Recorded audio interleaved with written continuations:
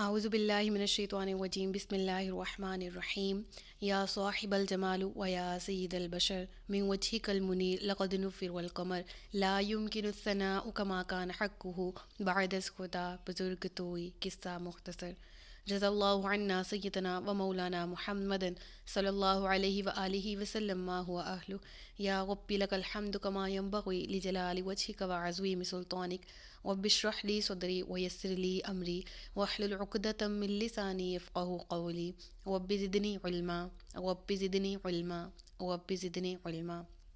السلام علیکم ورحمۃ اللہ وبرکاتہ۔ میں حافظہ افرا جاوید اسلام آپ سب لوگوں سے مخاطب ہوں۔ اپنے یوٹیوب چینل انفینٹ اسلام میں آپ سب لوگوں کو خوش آمدید کہتی ہوں۔ امید کرتی ہوں آپ سب لوگ خیریت سے ہوں گے، زندگی پرسکون پر اطمینان اور ایمان بالخیر گزر رہی ہوگی۔ سورۃ آل عمران اردو ترجمہ اور تفسیر، اس کی آیت نمبر 121 سے آج کے سبق کا آغاز کیا جا رہا ہے، جس میں اللہ رب العزت ارشاد فرماتا ہے، اور یاد کرو اے حبیب صلی اللہ علیہ وآلہ وسلم، جب صبح کے وقت تم اپنے دولت خانہ سے نکل کر مسلمانوں کو لڑائی کے مورچوں پر مقرر کر رہے تھے، اور اللہ سننے والا جاننے والا ہے۔ یہاں سے غزوہ احد کا باقاعدہ ذکر ہو رہا ہے، اور غزوہ احد کی مکمل تفصیلات جاننے کے لیے میں نے اس لیکچر سے ریلیونٹ الحمدللہ ایک لیکچر اپلوڈ کر دیا ہوا ہے آلریڈی، غزوہ احد کے نام سے چینل پر ہی موجود ہے پلے لسٹ میں، تو آپ نے اس میں جا کے اس پلے لسٹ میں جا کے وہاں سے ڈیٹیل پڑھ لینی ہے تاکہ ان آیات کی بہتر طریقے سے سمجھ آ سکے۔ بہرحال مکمل پس منظر، کیا وجوہات بنی اس غزوہ کی اور کیا انجام اس غزوہ کا ہوا۔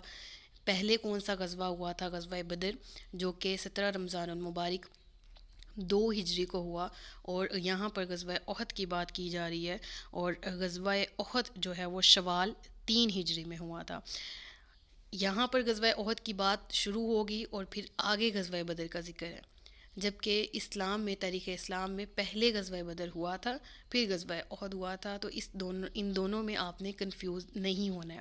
بہرحال یہاں پر تفسیر کو لے کے چلیں گے، مکمل تفصیلات آپ نے دوسرے لیکچر میں لینی ہے، اور تفسیر جو ہے وہ انشاءاللہ یہاں پر ابھی بتائی جائے گی۔ تو نبی پاک صلی اللہ علیہ وآلہ وسلم کو فرمایا گیا کہ اے نبی، آپ اپنے صحابہ کرام اور جتنے بھی مسلمان ہیں ان تمام مسلمانوں کو جنگ احد کا تو وہ واقعہ یاد کرا دیں کہ جب آپ اپنی اہلیہ محترمہ حضرت عائشہ صدیقہ رضی اللہ تعالیٰ عنہ کے پاس سے روانہ ہوئے تھے۔ یہاں پر مراد ہے نا کہ اپنے دولت خانہ سے نکل کر وہاں سے آپ نکلے، روانہ کس لیے ہوئے؟ لڑائی کے مورچوں پر مقرر کر رہے تھے، کس کو؟ مسلمانوں کو، تاکہ مسلمانوں کو جنگی مورچوں میں مناسب مختلف جگہوں پر، مختلف جس طرح سے نشانات تھے وہاں پر حکمت عملی کے تحت بٹھا سکیں، ان کو مقرر کر سکیں، تاکہ وہ حضرات یہ مورچے سنبھالیں۔ رب العالمین فرماتے ہیں اللہ تعالیٰ آپ کو، آپ کی باتوں کو اور آپ کی جتنے بھی اعمال ہیں تمام مسلمانوں کے، تمام انسانوں کے، تمام کو جاننے والا ہے۔ دیکھیں نبی پاک صلی اللہ علیہ وآلہ وسلم نے خود اپنی ذات گرامی کے ساتھ، اپنے بذات کہہ لیں کہ بنفس نفیس، جس میں شرکت فرمائی، 19 غزوات میں آپ نے شرکت فرمائی۔ غزوہ اس جنگ کو کہتے ہیں جس میں نبی پاک صلی اللہ علیہ وآلہ وسلم بذات خود بھی تشریف فرما تھے صحابہ کرام کے ساتھ، ٹھیک ہے؟ تو کل 19 غزوات میں آپ نے شرکت فرمائی، جس میں سے 9 تو باقاعدہ جنگیں ہوئی نا، 19 غزوات جس میں سے 9 باقاعدہ جنگیں تھیں حد درجے کی، جس طرح کہہ لیں کہ دونوں طرف سے لڑی گئیں اور باقاعدہ جنگ کی گئی، جس میں سے 9 ہیں تو نمبر 1 پہ غزوہ بدر ہے، غزوہ احد، غزوہ احزاب، غزوہ بنی قریظہ، غزوہ بنی مستلق، غزوہ خیبر، فتح مکہ، غزوہ حنین اور غزوہ طائف۔ یہ جو ہیں وہ غزوات ہیں جن میں نبی پاک صلی اللہ علیہ وآلہ وسلم نے شرکت کی، جو باقاعدہ خود بہت بڑی جنگیں ثابت ہوئے تھے، اس کے علاوہ 19 ٹوٹل تھے، ٹھیک ہے؟ اب ان تمام میں غزوہ بدر پہلے نمبر پہ ہے، جو 17 رمضان المبارک جمعہ کے دن 2 ہجری میں ہوا، اور دوسرا غزوہ احد ہے جو کہ شوال المعظم میں 3 ہجری میں ہوا، اور اس کا واقعہ تو بہت تفصیل چاہتا ہے،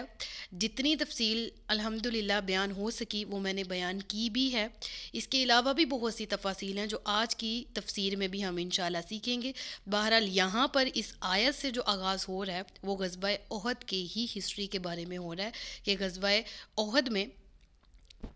نبی پاک صلی اللہ علیہ وسلم نے جنگی حکمت عملی کے تحت کس طرح سے صحابہ کرام کو ان کی پوزیشنز پر تعینات کیا اور کس طرح اس جنگ کی ابتدا ہوئی، رب العالمین تمام کے اعمال دیکھ رہا ہے۔ یہاں پر جو اگلی آیت ہے، آیت نمبر 122، اس میں دیکھیں، جب تم میں سے دو گروہوں نے ارادہ کیا کہ بزدلی دکھائیں اور اللہ ان کو سنبھالنے والا تھا اور اللہ ہی پر مسلمانوں کو بھروسہ کرنا چاہیے۔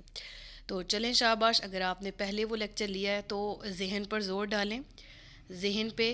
اس بات پہ فوکس کریں کہ میں نے اس لیکچر کے اندر بھی یہ بات بتائی تھی کہ وہ کون سے دو گروہ تھے جنہوں نے سوچا تھا،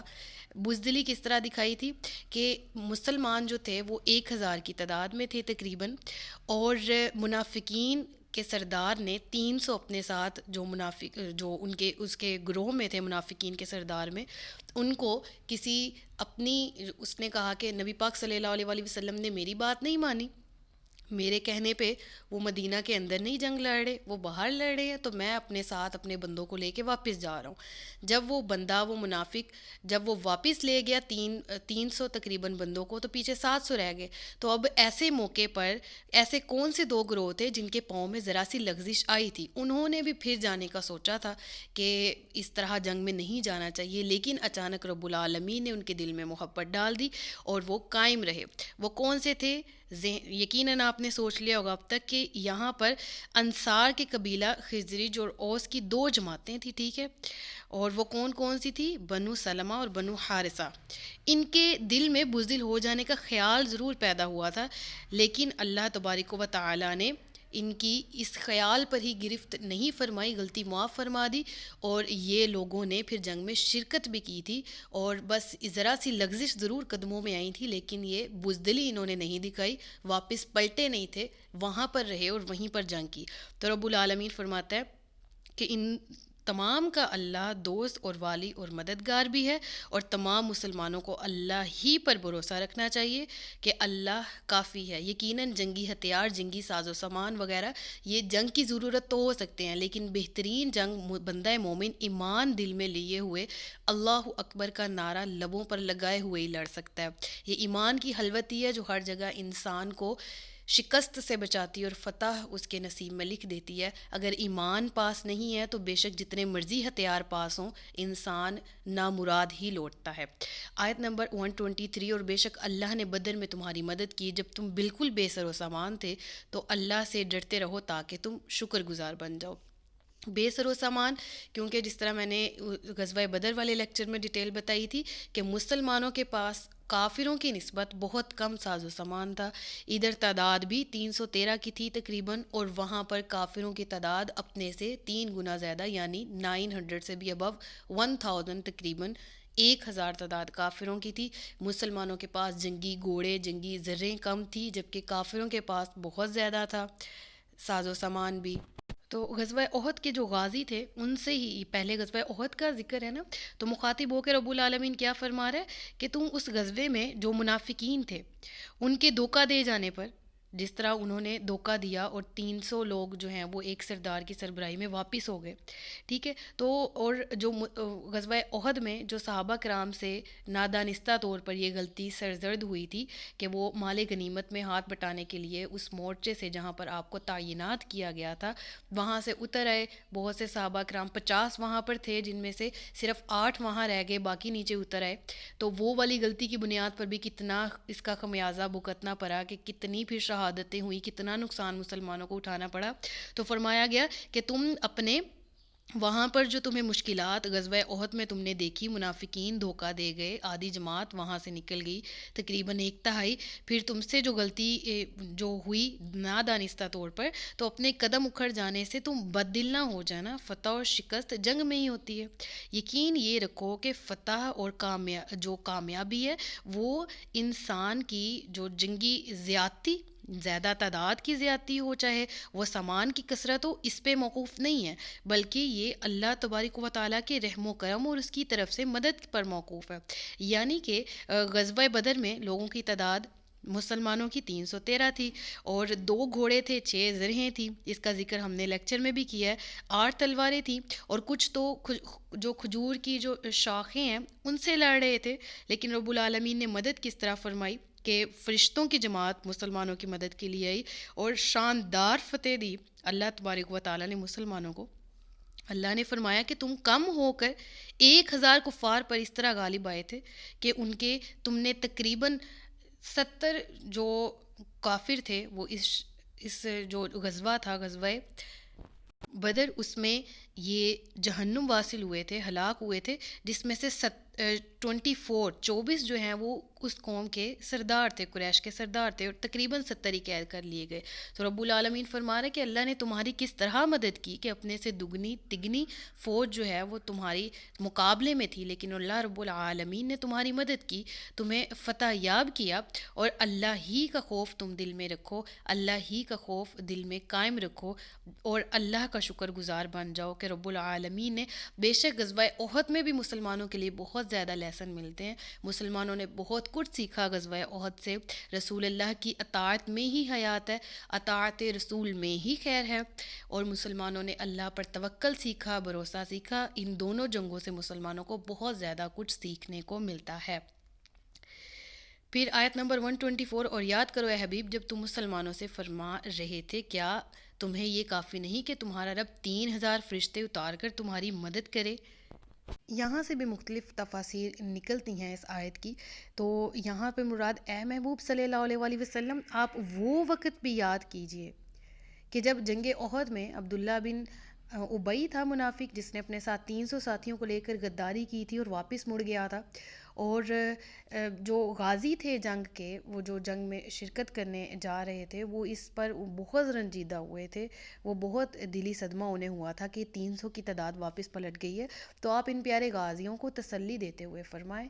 اے حبیب آپ یاد کریں اس وقت کو جب آپ نے ان کو کہا تھا، تسلی دی تھی کہ تم گھبراتے کیوں ہو، اگر 300 منافق پیٹ پھیر کر واپس چلے گئے تو رب العالمین 3000 فرشتے تمہاری مدد کے لیے آسمان سے اتار دیں. کیا تم انہیں جو فرشتوں کی طرف سے بھاری اور غیبی مدد ملی ہے یہ کافی نہیں ہے؟ یقیناً کافی ہے. تو اے مسلمانوں تم منافقوں کے واپس پلٹ جانے پر دکھی نہ ہو، منافقوں کے پیٹ پھیر جانے کو تم اپنے دل پہ اس کا کوئی صدمہ نہ لو، بے شک اللہ رب العالمین اپنے بندوں کی مدد کے لیے کافی ہے. اور ایک تفسیر اس کی یہ بھی ہے کہ اللہ رب العالمین نے بدر کے میدان میں جب غازی تھے اور وہ تقریباً بہت کم تھے، 313 تھے کفار کے مقابلے میں، تو انہیں پتہ لگا تھا کہ قرظ ابن جابر یہ مشرکین مکہ کی امداد کے لیے ایک بہت باری گروہ، ایک بہت باری کمک، ایک بہت باری ٹیم جو ہے وہ بھیج رہا ہے تاکہ وہ مسلمانوں کے مقابلے میں آ جائیں، ڈٹ جائیں اور وہ مسلمانوں سے لڑیں. تو یہ خبر سنتے ہوئے غازیان بدر، جو بدر کے غازی ہیں، وہ گھبرا گئے تھے. تو کہ پہلے ہی کفار کی فوج اتنی زیادہ اتنی بڑی ہے اور اوپر سے ایک اور مدد آ رہی ہے، ان کو ایک اور طرف سے مدد پہنچائی جا رہی ہے. تو اس وقت آقا علیہ الصلوۃ والسلام نے محبوب غازیوں کو یہ خوشخبری دی تھی کہ تمہاری ٹیم، تمہارے لیے جو گروہ آ رہا ہے، تمہارے لیے جو گروہ، جو مددگار آ رہے ہیں، وہ آسمان سے آ رہے ہیں. اور رب تعالیٰ نے تمہاری مدد کے لیے 3000 فرشتے جو ہیں وہ اتارے ہیں، اور وہ تمہاری مدد کے لیے 3000 فرشتے اتار رہا ہے تاکہ تم ان کا مقابلہ صحیح سے کر سکو جو تمہارے اسلام اور تمہارے نبی کریم صلی اللہ علیہ وآلہ وسلم اور جو تمہارے سب سے بڑے دشمن ہیں. تو کیا تمہارے لیے یہ مدد کافی نہیں ہے؟ بالکل کافی ہے. تم اپنی قدموں کو اپنے ثابت قدم رہو اور ڈٹ جاؤ میدان میں، اور اللہ پر توکل رکھو، بھروسہ رکھو، اللہ تمہاری مدد کے لیے کافی ہے. آیت نمبر 125، ہاں کیوں نہیں اگر تم صبر کرو اور تقوی اختیار کرو اور کافر اسی وقت تمہارے اوپر حملہ آور ہو جائیں تو تمہارا رب 5000 نشان والے فرشتوں کے ساتھ تمہاری مدد فرمائے گا. اب اس آیت کا یہاں سے شان نزول کچھ اس طرح سے ہے کہ ابو سفیان جو ہے وہ جنگ احد سے واپس جب گیا تو وہ اسی تکبر میں مبتلا تھا کہ ہم جنگ جیت کے آئے ہیں، کیونکہ مسلمانوں کو کافی نقصان پہنچا تھا، کافی زیادہ مسلمانوں کو مصائب و آلام، دکھ تکلیفیں پہنچی تھی. تو کافر یہ گمان میں تھے کہ ہم جیت کر آ گئے جنگ احد سے، ہم نے مسلمانوں کو شکست دی. تو ابو سفیان ان لوگوں میں سے تھا جو واپس جب پلٹا ہے تو اس نے یہ خیال کیا کہ میں نے جنگ سے جلدی آ کے غلطی کی ہے، میں واپس چلا جاتا ہوں اور دوبارہ سے مسلمانوں پر حملہ کرتا ہوں، جو مسلمان رہ گئے ہیں ان کو بھی نعوذ باللہ قتل کر دیتا ہوں یا مار دیتا ہوں یا ختم کر دیتا ہوں. تو اس نے دوبارہ سے کیا کیا کہ جو اپنے لشکر سمیت واپس آ کر مسلمانوں پر دوبارہ سے حملہ کرنے کی کوشش کی، ارادہ کیا کہ میں لوٹ جاتا ہوں اور جو مسلمان غزوہ احد میں جو باقی تھے، جو غازی تھے، میں ان پر حملہ کرتا ہوں، میں نے غلطی کی کہ میں جلدی واپس پلٹ آیا. تو اس طرح جب جب اس نے ارادہ یہ کیا ہے تو ادھر نبی کریم صلی اللہ علیہ وآلہ وسلم کو وحی کے ذریعے اطلاع یہ دی گئی کہ آپ اپنے صحابہ کرام کو جنگ کی تیاری کا حکم دے دیں. تو آپ نے جب وحی کے ذریعے آپ کو وحی کے ذریعے یہ اطلاع دی گئی تھی کہ ابو سفیان اس طرح واپسی کا ارادہ رکھتا ہے، وہ واپس آ کر دوبارہ حملہ کرنے کا ارادہ رکھتا ہے. تو آپ نے جب یہ وحی آپ پر نازل ہوئی تو آپ نے یہ حکم جاری فرما دیا صحابہ کرام کو کہ آپ دوبارہ سے جنگ کی تیاری کریں. اب ادھر صحابہ کرام کی حالت بہت زیادہ نازک تھی، بہت زیادہ زخمی تھے، بہت زیادہ تکلیفیں اٹھائی تھیں، اور لیکن پھر بھی کسی کے بازو زخمی، پاؤں میں پٹیاں باندھی ہوئی ہیں، ٹوٹے پھٹے سر ہیں، اور اس طرح آپ بہت زیادہ صحابہ کرام زخمی تھے. تو اس حالت میں بھی تمام کا جذبہ ایمانی دیکھیں کہ مقابلہ کے لیے آپ سب نکل پڑے اور دوبارہ چل دیے. رب تعالیٰ کو صحابہ کرام کی فرما برداری بہت پسند آئی کہ صحابہ کرام اس قدر فرما بردار کہ ابھی جنگ سے مکمل طور پر صحت یاب نہیں ہوئے، جو زخمی ہیں اور بالکل برے حالت میں، ایک طبیعت خراب ہے، سر جو ہے وہ خون سے لتے پٹے ہیں اور مختلف طرح سے زخم آئے ہوئے ہیں، لیکن پھر بھی رب کا حکم آیا تو دوبارہ جنگ کے لیے واپس چل دیے. تو رب العالمین کو یہ بہت ادا پسند آئی. تو اللہ نے اس آیت میں ان سے وعدہ کیا کہ اگر کفار دوبارہ لوٹ آتے ہیں تو ہم تمہاری امداد کے لیے 5000 فرشتے بھیجیں گے، تو تم بے فکر ہو جاؤ، اور جو کچھ تکلیف تمہیں پہنچائی گئی ہے یہ اب تمہاری فتح کا باعث بنے گا، کہ جو تکلیفیں تمہیں پہنچی ہیں اس سے تمہیں بہت زیادہ سبق سیکھنے کو ملا. اور مزید یہ کہ اگر کافر اب تم پر کوئی حملہ کرتے ہیں تو آسمان سے اللہ کی مدد آئے گی فرشتوں کی صورت میں. تو کسی شخص نے، مخبر نے بھی مسلمانوں کی جب یہ شان دیکھی کہ وہ پھر سے جنگ کے ارادے کے لیے اس قدر جوش اور ولولے کے ساتھ واپس جا رہے ہیں، تو اس نے ابو سفیان کو خبر دی پوشیدہ طور پر، خفیہ طور پر. تو ابو سفیان کو جب یہ خبر دی کہ مسلمان پھر شان کے ساتھ، روب کے ساتھ چلتے آ رہے ہیں مقابلہ کرنے کے لیے، اور مسلمانوں کے حوصلے پہلے کی نسبت اس دفعہ پہلے سے بھی زیادہ بلند ہیں اور وہ بالکل جام بازی کا جذبہ لیے ہوئے آ رہے ہیں، تو ابو سفیان اس خبر سے گھبرا گیا اور وہ بہت تیزی سے مکہ معظمہ کی طرف واپس بھاگ گیا، اور بہت تیزی سے مکہ بھاگ گیا. تو اس خوف سے کہ کہیں مسلمان مجھے یہیں پر آ کر نہ پکڑ لے اور یہیں پر میری حالت اور میری فوج کی حالت جو ہے وہ تباہ و برباد نہ ہو جائے، تو اس لیے وہ وہاں سے اس کے قدم اکھڑ گئے اور وہ حملہ کیے بغیر ہی بھاگ گیا. تو اس کی مختلف تفاسیر ہیں. بعض تفاسیر میں آتا ہے کہ اس آیت کریمہ میں اگلی جنگوں کی، یعنی غزوہ احد کے بعد جو مزید آگے جنگیں ہونی تھی، غزوہ احزاب یا غزوہ خندق وغیرہ، غزوہ احزاب یعنی غزوہ خندق وغیرہ، ان کی خبر دی جا رہی ہے کہ اے مسلمانوں خیال رکھنا کہ اب اگر مشرکین عرب تم پر اپنے ساز و سامان یا اپنے بہت سے ہجوم کو لے کے، اپنی بہت سی طاقت کو لے کر تم پر چڑھائی کریں، تو اگر تم صابر ہو، اگر تم متقی ہو، تو اگر تم ایمان کے جذبے سے لبریز ہو تو ہم تمہاری مدد 5000 فرشتوں سے کریں گے. مختلف تفاسیر ہیں. بعض کے مطابق یہ بھی ایک حضرت خواجہ حسن بصری رضی اللہ رحمۃ اللہ تعالیٰ علیہ کا یہ قول ہے کہ یہ آیت میں جو 5000 ملائکہ کی امداد کا وعدہ ہے، یہ قیامت تک کے مسلمانوں کے لیے. کہ مسلمانوں اگر تم تقوی اخلاص کے ساتھ کبھی بھی جنگ کرو گے تو تمہاری امداد 5000 فرشتوں سے کی جائے گی. اور چنانچہ شرط بس یہی ہے کہ صبر ہو، تقوی ہو، ایمان کی حالت میں ہو اور بہادری سے لڑنے کا جذبہ دل میں ہو. پھر آیت نمبر 126، اور اللہ نے اس امداد کو صرف تمہاری خوشی کے لیے کیا، اس لیے کہ اس سے تمہارے دلوں کو چین ملے، اور مدد صرف اللہ کی طرف سے ہوتی ہے جو زبردست ہے، حکمت والا ہے. یعنی اب اے بدر اور احد کے غازیوں، جنگ احد میں فرشتوں کا تمہارے پاس آنا، تمہاری مدد کرنا تمہاری خوشی کے لیے بھی تھا. اس لیے کہ دیکھیں جو کفار کو ہلاک کرنے کے لیے تو بدر میں بھی، میدان بدر میں بھی فرشتے آئے، اور یقیناً جب مسلمان ان کو ضرب لگانے لگتے تھے کافروں کو، تو وہ ضرب ان کو لگنے سے پہلے ہی وہ کافر کو وہ گر جاتا تھا اور وہ زخمی ہوتا تھا اور وہ مر جاتا تھا، ہلاک ہو جاتا تھا. فرشتوں کی مدد تھی. تو اسی طرح